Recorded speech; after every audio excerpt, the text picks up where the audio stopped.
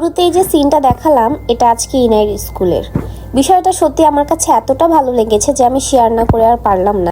আমার মেয়ে Inaya, she is actually a very shy child. ও খুব ইজিলি সবকিছু করতে শাই ফিল করে, তার উপর আবার নতুন এনভায়রনমেন্ট, মানে নিজে থেকে কিছু করতে গেলে অনেক হেজিটেট ফিল করছিল, দেখে বোঝা যাচ্ছিল। টিচার্সদের যে ইন্ডিভিজুয়াল অ্যাটেনশনটা ছিল তার উপর, মানে এভরি স্টেপ বাই স্টেপ যেগুলো করছিল, সেটা দেখে একজন মা হিসেবে আমি সত্যি খুব হ্যাপি এবং satisfied. Specially the way they are caring for my daughter. ও ছোট ছোট থিংস নোটিস করা, ওকে বুঝে ওর মতো করে শেখানো, এই ব্যাপারটা আই রিয়েলি অ্যাপ্রিসিয়েট।